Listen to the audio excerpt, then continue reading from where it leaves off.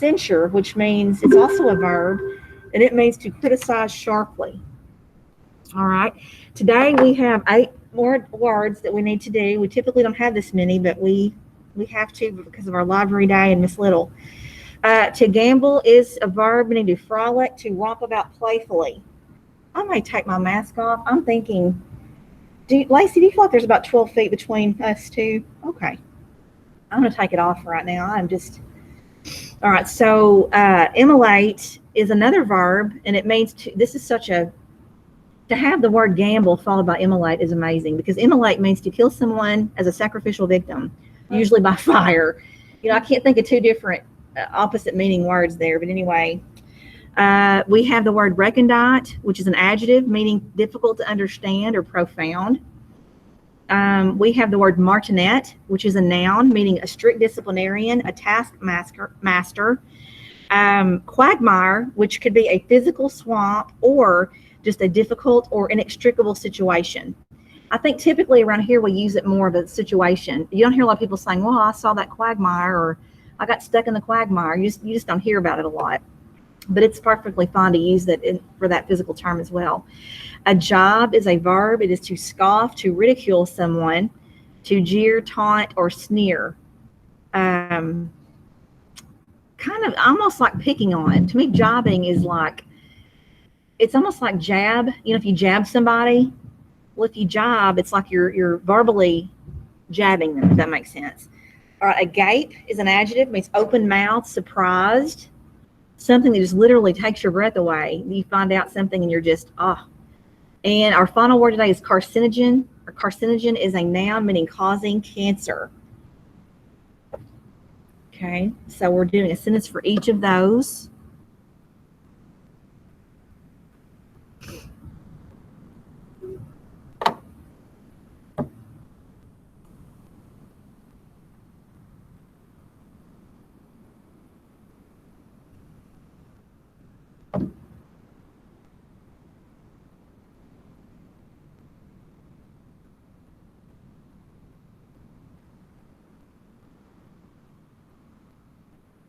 Absolutely, Samantha.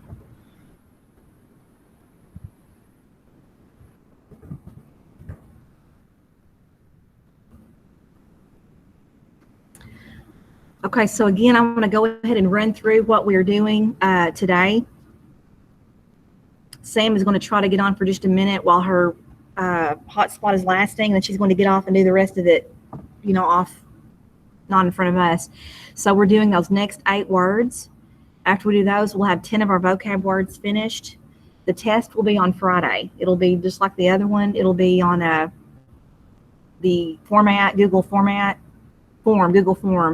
and you'll be writing a sentence for the words.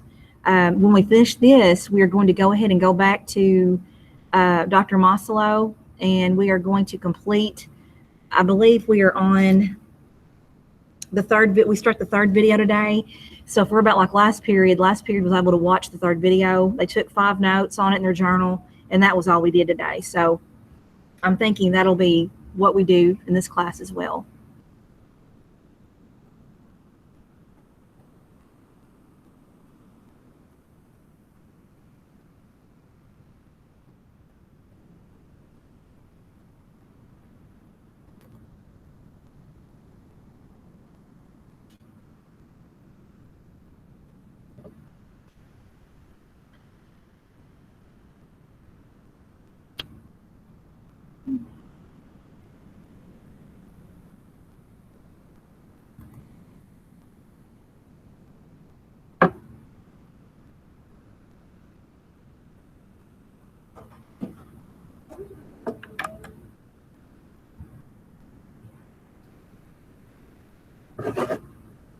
Does someone need me? What did you say? Is that Rachel? Is that you? You don't need me? Okay. Dawn, do you need me? No?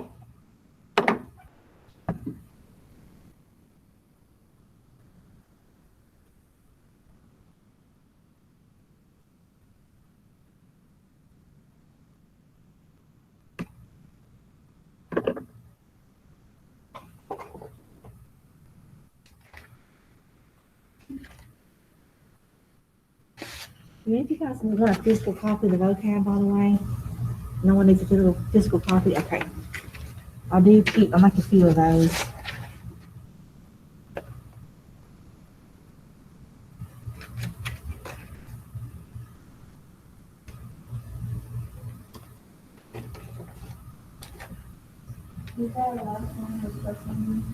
Carcinogen is the last one today. Yes, we'll do 2 tomorrow and 3 on Wednesday. And it'll feel like nothing. It'll just feel like that's. But my block classes, guys, they have to do that many, like 5 and 6 every time. They get their vocab. They have to, the same day they get their vocab, they have to go ahead and write sentences because we just don't, we don't see each other as much. So.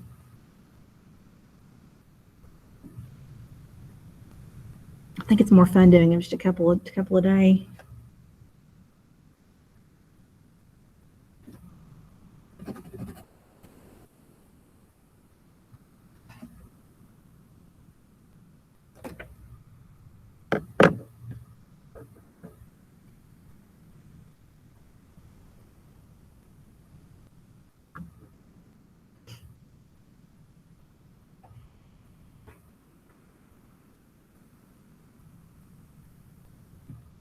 Y'all had a pretty good day so far. I've had a good day for a Monday. I've gotten a lot of work done, and I love productive days.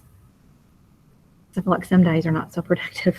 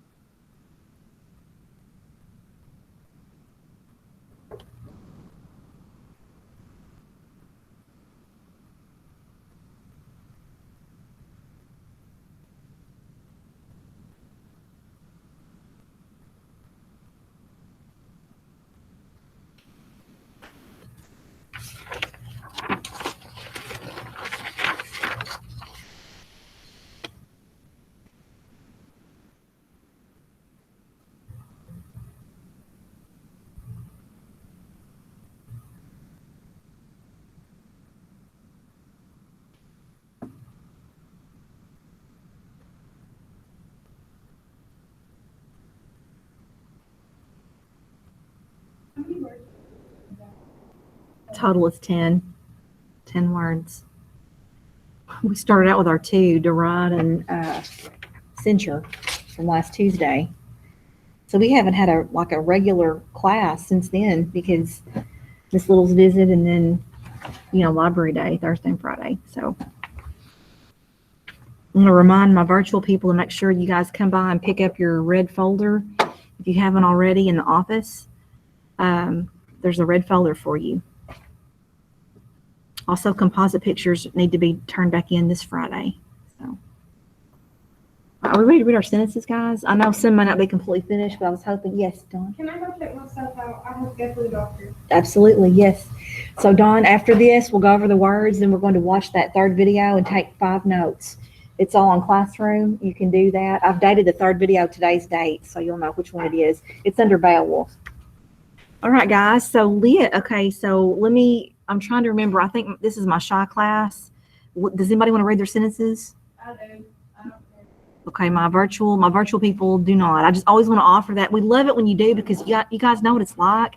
It's like you're on a talk show and you're like you're on the radio because all we can do is hear your voice, and it's just really neat. But anyway, okay. All right. In fact, I think I want to just stay home and call in. No, I'm teasing. Just call in from home. Have the voice on the radio. All right. Liz writes, the puppy gambled through the backyard. Josh, teenagers like to gamble around at parties. Kennedy writes, the little girls love to gamble around the flower field. The little kittens gambled around with a ball of yarn. The dogs like to gamble about at the park. Very good. And Lacey, I'm gonna let you read yours so I don't botch the characters' names. Oh, you don't want me to read mine? Oh, I didn't, did I? I'm sorry. We often gamble together. Do you want to read Rayleigh's for her? Rachel, since I read your sentence. I can. Okay. The like to gamble around in park. Perfect. And then Dawn writes, the cows gambled around in Gage's yard. Right, and of course, I have to do a couple of things. Gage is a person. Yes, perfect. All right. Immolate. Liz writes, a good reason not to join a cult is to not be immolated. Very good point. Not a good thing. Accused witches were immolated on stakes. Not only would the Buddhist monks self-immolate for political statements, but so would the Tibetans in protest of the ruling by Tibet and China. Very good. Kaylee writes, some believe by giving an immolate, the gods will bring them treasure. Okay, and so we just changed that from a verb to a noun, and that's fine. Rachel? The rioters threatened to immolate themselves if they could. Perfect. And Dawn wrote, the man who immolated himself as an act of protest was on the news. I don't know. All right. Lacey. Dobby attempted to immolate Hawks by using cord. Perfect. And Rayleigh, the group was arrested on charges of immolating innocent people. Okay, recondite. Josh writes, a person from America could find other languages to be recondite. True. The students found the instructions for the project given by the teacher to be recondite. Learning things about a new country can be recondite. The map to the treasure was recondite. And Lacey? Good. Oh, here. We'll fix that. Here, Rachel. Okay. Many people find Shakespeare. Perfect. The actions were very recondite to the young children, and learning new things at a job is recondite. Very good. Okay, and martinet. Again, a martinet is someone who does what? Doesn't make allowances for rules. Goes right by the rules. All right, the drill sergeant was an obvious martinet. Lacey? Perfect. And then Rayleigh writes, the woman was a martinet to the people beneath her. Rachel? They say it's a martinet when it comes to the dress code. Absolutely, and that's good. Mrs. George is a martinet when my boyfriend does anything. All right, Kaylee writes, the teacher was a martinet about the rules. All right, quagmire. If you have a spending problem, you can end up in a financial quagmire. That's very good. Lacey? Good, and then Rachel? Shrek lives in a quagmire. Perfect. Rayleigh, I stumbled into a quagmire I made myself. And then Dawn writes, the police officers go through a quagmire all the time. Yes, they do. Kaylee, the heavy rain made the ground a quagmire. Very good. All right, job. Liz writes, the root instructor liked to job at people he thought less of. Lacey? Perfect. And Rachel? My brother likes to job at Good. Riley writes, she never failed to make a job at what I was wearing. Dawn writes, my father likes a job at everything I say. I just got to capitalized. Oops. Everything I say. All right. And Kaylee, the bully liked to job everything the little girl said. Good. Agape, Liz writes, he was agape when he came home to find all his stuff had been stolen. Lacey? all class 1 I studied as a one father who refused realism. Perfect. Rachel? My grandmother was a gay when I gave her a picture morning. Oh, that's so sweet. Rayleigh writes, the mom stood agape when seeing her son for the first time in ages. Yes, the little girl was agape when she lost her favorite toy. And my dad was agape when he adopted my sister and I. Very good. He adopted. And you can actually say me there because my dad was agape when he adopted me. And that's his objective phrase. All right, Case. All right, carcinogen. Liz, microwaves were once thought of as putting off carcinogens. Good. And Kaylee writes, cigarettes can put off carcinogens. They are dangerous. Yes, they are. Can put off carcinogens. They are dangerous. I'm going to do a semicolon there. Lacey? Perfect. Rachel? Tobacco is the #1 carcinogen known to humans. Good. And Riley writes, smoking is one of the main carcinogens to humans. And Dawn writes, vaping can put off carcinogens. Very good. Very good. All right. So, guys, we'll go tomorrow. We'll do olfactory and imperious, and then we'll do the last few words, last 3 on Wednesday. So, guys, what we're going to do now is we're going to go ahead and go to your journal. And you're going to open up, and I would date it today as the 21st, 9/21. And you're going to write 5 facts from this video we're about to watch. And I just wanted to show really fast my virtual kids. Y'all are welcome to stay on. I'm keeping this open until, of course, 3:20. But if you need to, for reasons of your internet, or just if you prefer just to watch it on your own time and take your notes, that is fine. Okay. So I'm here if you need me, and we'll be watching that. And again, we're taking 5 notes from video 3. If you haven't, for some reason, haven't finished the first 2, you would need to do that to make sure you had 5 facts from those. And I'm going to try to put those in this week. Your college application essay should also go in. I'm hoping to get them in by 5 weeks because this is 5 weeks. But I'm on 2B right now. So I've got 2B to do, and then 4 and 5. But you guys are my smaller classes. So, all right. If there are no questions, I'm going to go ahead and start the video. I will stop it and let you guys have a chance to take your notes. Today's the 21st.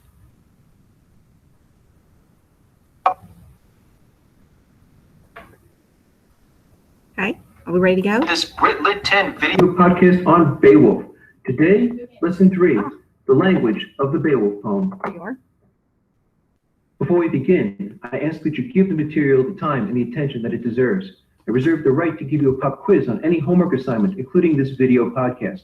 You may also be held responsible for this material on more substantial assessments, such as projects, tests, and exams. Please resist the temptation to multitask and close all other programs on your computer, except for those that you might use for note-taking. Additionally, please have your copy of Beowulf with you. You will need to refer to it while watching this video.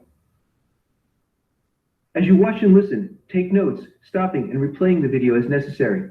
Be prepared to apply what you've learned in this video to your understanding of the poem.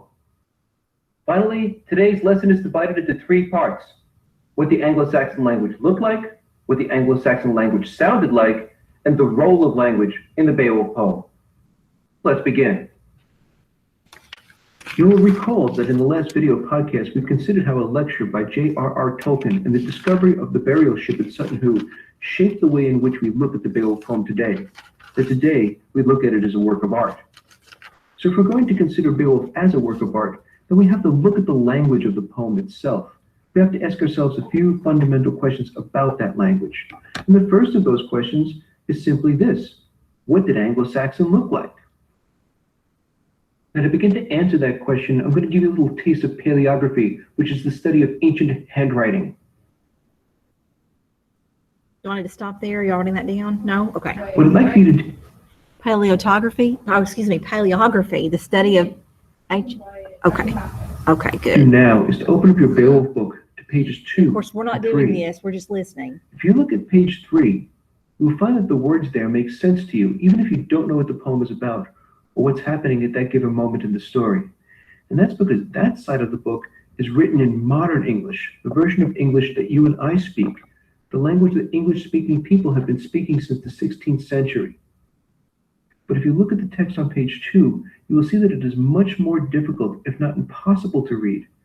And that's because it's written in the poem's original language, Anglo-Saxon, the version of English that people spoke from the 5th century until about the 12th century. What comes between Anglo-Saxon and modern English is a language called Middle English, which we will learn about a bit sometime in September. At any rate, your edition of Beowulf is set up this way from the beginning to the end, with the original Anglo-Saxon on the even number pages and the modern English translation on the odd number pages. And while we are going to read the poem in modern English, we will read with greater appreciation and deeper understanding if we spend at least a little time with its original language, Anglo-Saxon. Now, you will recall that Anglo-Saxon culture was an oral culture. In fact, all Germanic cultures were oral cultures. But that doesn't mean that they didn't have alphabets. They did, even if they didn't use them very much. The umbrella term for these Germanic alphabets is runes, R-U-N-E-S. If you look at the screen, you will notice that the letters in this sample runic alphabet employ a lot of straight lines. Perfect if you're carving the words into wood or stone. These were very rudimentary alphabets, but they worked for the Germanic tribes since they didn't need to use them all that much. Now, the Anglo-Saxons had their own runic alphabet, which they called Futhorc, named after the first 6 letters of the alphabet. The third of those letters is called Thorn, and I'll talk about it in a minute. Now, the Anglo-Saxons developed Futhorc shortly after they arrived on the island of Britannia sometime in the 5th century. But by the 8th century, as they became increasingly Christianized, the Anglo-Saxons began to slowly adopt the missionaries' Latin alphabet, the alphabet of the church, and the alphabet that you and I use today. By the time that the monks transcribed Beowulf in the late 10th or early 11th century, only a few Futhorc letters were still in use. On your screen is a photo of the first few lines of the Beowulf manuscript, the same lines that are at the top of page 2 in your book. Let's look at the word in the middle of the first line. The first letter of that word looks like a P, but it is called wind, and it makes a W sound. The word of which it is a part is the word way, which means we in modern English. Now look at the second line, just to the right of wind. You see a letter that also looks a little bit like a P, but its stem goes as high up as the tail goes down. That letter is thorn, which makes a th sound. The word of which it is a part is third, which is a noun that means nation or tribe. Finally, look at the third line, again toward the middle. You'll see what appears to be a 4-letter word whose third letter looks like a lowercase d with a slash through the stem. That's the letter F, and like thorn, it makes a th sound. The word that seems to be made of 4 letters is actually 2 words made of 2 letters each. The second of those 2 words is the, which means then. The word that precedes it is who, which means how. Taken together, they mean how then. Win, thorn, F. These are the last holdovers from the Anglo-Saxon alphabet known as Futhorc, and they are regular features of the Beowulf poem as it appears in your book. So, if that's what Anglo-Saxon looks like, what did it sound like? For obvious reasons, there are very few recordings of actual Anglo-Saxon speaking. But that doesn't mean that scholars haven't been able to reconstruct the language as it probably sounded when it was spoken over 1,000 years ago. Not surprisingly, it sounds an awful lot like German. So let's take a look at a fairly well-known Christian prayer, the Lord's Prayer. It's common enough that even those who aren't Christian have probably heard of it. This is how it goes in modern English, the language that you and I speak. Our Father, who art in heaven, hallowed be thy name. Thy kingdom come, thy will be done on earth as it is in heaven. Give us this day our daily bread, and forgive us our trespasses, as we forgive those who trespass against us. And lead us not into temptation, but deliver us from evil. Amen. Now let's take a look at the same prayer as it was spoken by the Anglo-Saxons as they converted to Christianity in the second half of the first millennium. The first thing that you will notice is that there are plenty of examples of thorn, one of the holdover letters that you just learned about. It also has a few examples of F as well. And this is how the Lord's Prayer sounds in Anglo-Saxon. Vader ura, du de erton hefunum, si di nami je hagud. Tobi kumet rische, die wordt in willa, an earthen swa on hefunum. Unige die wat likum laaf silet us to die, and forgive us your yildes, swa way forgive us your yildedum. En lead us on kus numen, akelius uf jubile, so threeche.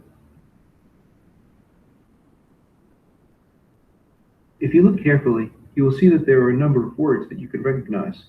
Vader ura, for example, which are the first two words in the first line, is clearly recognizable as our Father. In class, we'll see how many others you can recognize, but for now, let's just leave off with the acknowledgement that this is the language that the Anglo-Saxons spoke, the earliest version of the language that you and I speak today. All right, just pausing for just a moment. Which of the words can you kind of make out, especially after having him read it? The Hephanom, that's heaven. Heavenum, yeah, Heavenum, and that.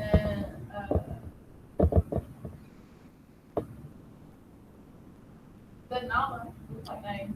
Okay, yes, it does.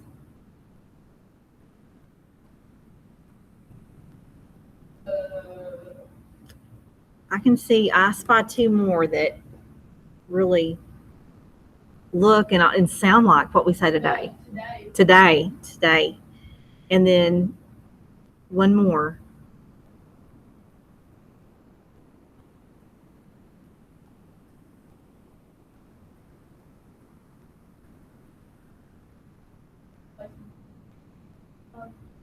It's in the last four lines. Really? Oh. You think? Okay. Okay, virtual, y'all have anything to say? The last four lines, I think forgive right here. Forgive, because forgive, forgive. That looks similar. That's just interesting. Middle English, you'll be able to recognize a lot. You'll be able to almost just about read it. So.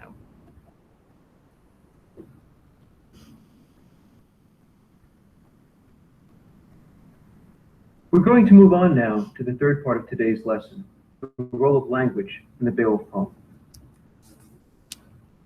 Here are the four terms that you will learn about today: rhetoric, formal boasting, flighting, and litotes. Let's take a look at the first of these terms. Rhetoric is the art of persuasion through the use of language. In it, the speaker or the writer attempts to get the audience to think, to feel, or to act a certain way. Rhetoric is all about the power of language, something that the Anglo-Saxons certainly understood. But rhetoric is also a part of our everyday lives. You hear it when a politician is telling his audience exactly what he thinks that they want to hear, whether it's true or not. You hear it in television advertisements, and you read it on the op-ed pages of the newspaper or in the comment section of your favorite blog on the internet. And you may hear it from yourself when you try to convince that girl to go out with you, or when you try to persuade your parents that it's a good idea to let you go to that party on Saturday night.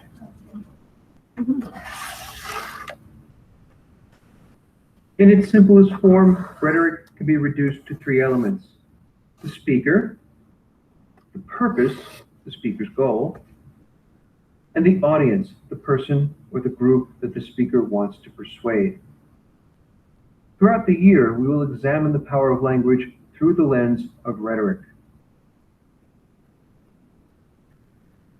And the reason that we will look at the use of rhetoric in Beowulf is precisely because, as we saw in Lesson 2, the mastery of language was an important Anglo-Saxon cultural value. What makes Beowulf heroic is that he is able to wield his words as effectively as he wields his sword. His verbal superiority and his physical superiority go hand in hand. Now, you will recall that when Anglo-Saxon warriors weren't on the battlefield, they spent their time in the mead hall, where they would drink and play games and generally hang out together. And as anyone who's ever hung out with men knows, the one thing that they like to talk about is themselves, to boast or to brag.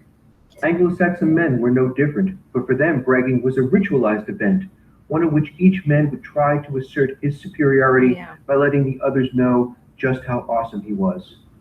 Such formal boasts usually included references to one's ancestry, one's heroic qualities, past accomplishments, current intentions, and the promise of future success. Formal boasting is a rhetorical claim of one man's dominance over the others. A term closely related to formal boasting is flyting.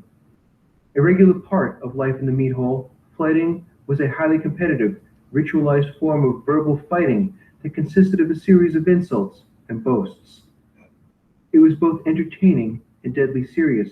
Words were used as weapons with which to attack and as shields with which to defend against one's enemies, and one's reputation as a warrior could rise or fall depending on the outcome of a given battle. As such, fighting was yet another Anglo-Saxon testament to the power of language. Because they were ritualized, formal boasting and fighting were obvious shows of power on the part of the speaker. But within all that bluster, it was sometimes possible to find some subtlety. One less obvious rhetorical strategy was a figure of speech called litotes, which means plain or simple in Greek. Litotes uses a negative term to make a positive claim. It depends on ironic understatement to make its point. As a form of rhetoric, litotes allows the speaker to de-emphasize the very thing that he or she thinks is important. It gives a false sense of impartiality, which allows the speaker to make the point that much more convincing. Here are a few litotes that you might have heard in the course of your daily life. On the left, what the speaker says. On the right, what the speaker means. Oh, yeah. I say that.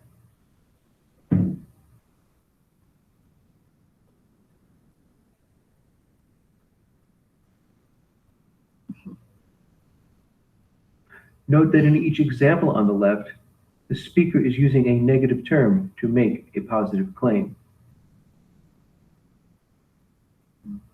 There are lots of different types of litotes for different types of situations. Litotes often depend on a certain tone to work, which makes them hard to spot when you are reading. In Beowulf, though, they are almost always used in the context of fighting or boasting, which makes them a bit easier to spot. Beowulf uses them to brag under the guise of false humility. It's what we might today recognize as a humble brag. Like LeBron in the picture, he's letting everyone know how awesome he is, but he's doing it in a seemingly modest and self-deprecating way. That concludes this Britlit 10 video podcast on the language of the Beowulf poem. All right, so guys, thank you for getting that. So guys, that is the end of the video. It's about time for our tech time. So I'm going to go ahead and stop presenting and let you all, if you have any questions, let me know. Okay. Everybody's left. Hello. I put it on because I was so far away from everybody. I normally don't look at everybody. It is your tech time, guys. Can I have any questions? I have a question. This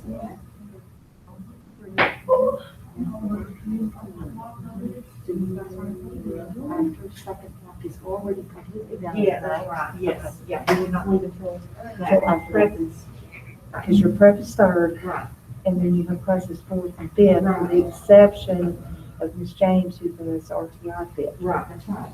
But we haven't done RTI yet. Right. So we need a sub for you for fourth and fifth, James for fourth, and Eggers for fourth and fifth. Yes.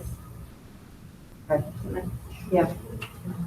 I'm just trying to, because they quantify half a day, a third, fourth, and fifth. And I don't know if I've got enough to shuffle, you see what I'm saying, to cover without having to go have 3 subs paid for half a day and sit in for a block, and 2 blocks in Ms. James's case. Let me work it. Well, what can't find anything. No, because I don't know if we can, combining classes and all that. Mine are tiny. Well, you can see today, and there are a lot of them are virtual, but this is a small class anyway. Well, see, and with the subs, you're not gonna have the virtual capability. Okay. So your subs, that's the thing, is the subs won't have the capability of doing your I'll just virtuals. post a lesson, right? You have to post something on Sure. Google Classroom and Sure. let them do that. Sure, okay. You've got 2, is that a standard thing every day? Well, the most we have in here usually is what, girls 5 or 6 at the most. Yeah, probably 5 or 6, because Brandon's only here, Dawn's only here. Right. And then, Sometimes Megan's there. Josh. And then Josh, I think he's virtual. He's virtual, right? Don't know how long. It's small. I mean, at most, if everybody's even here, it's like.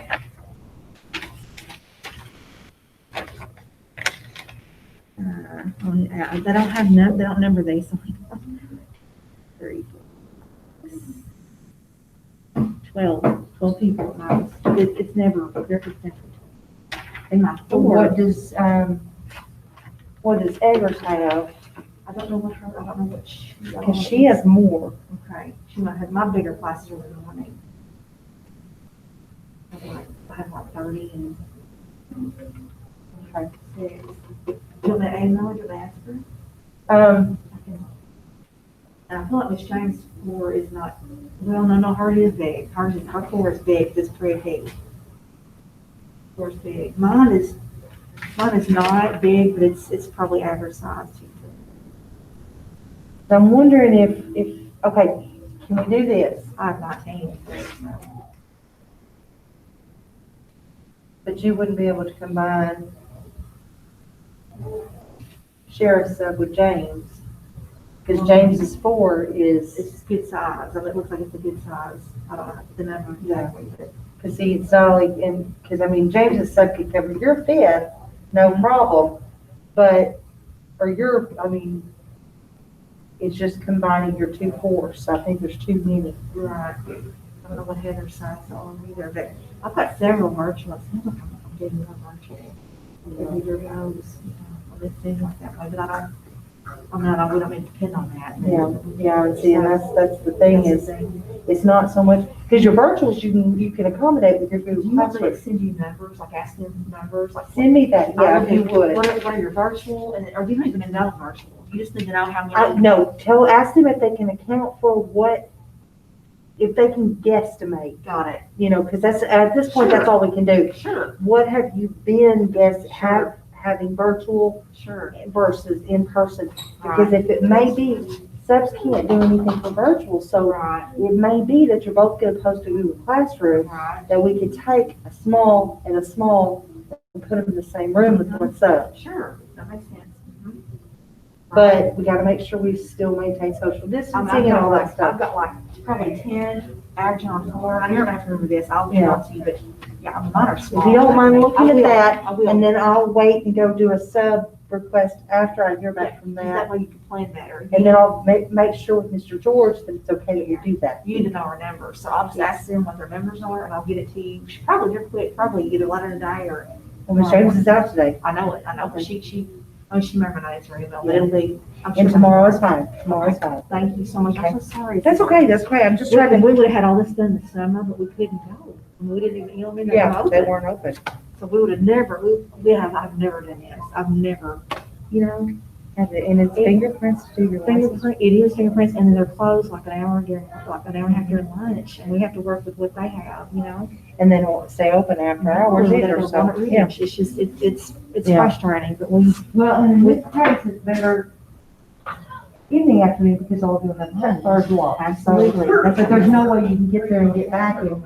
and they've got a procedure, it's not, and she just gonna let us come in, Yeah. it's not It doesn't, you think it's just really quick, but it's not, that's like, I know, it takes a while. I have to Yeah, go down to July. you know that, so it's every 5, it's like it comes out all the time, 2 or 5 years.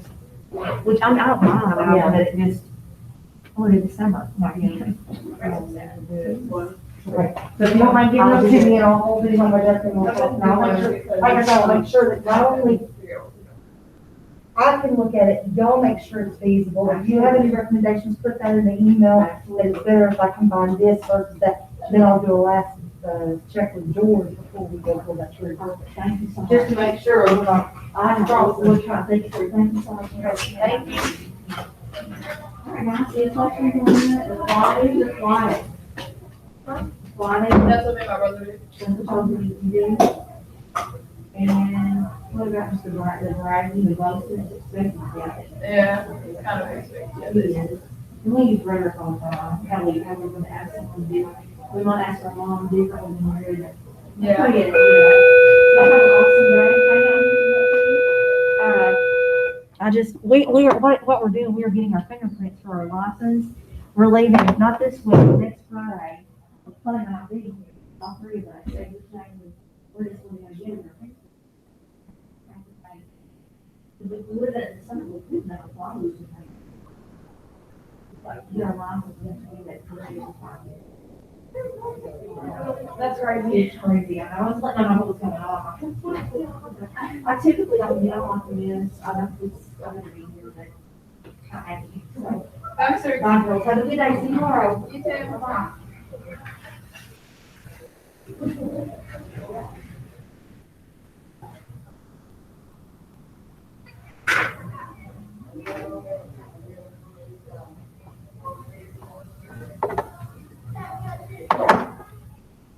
Hey.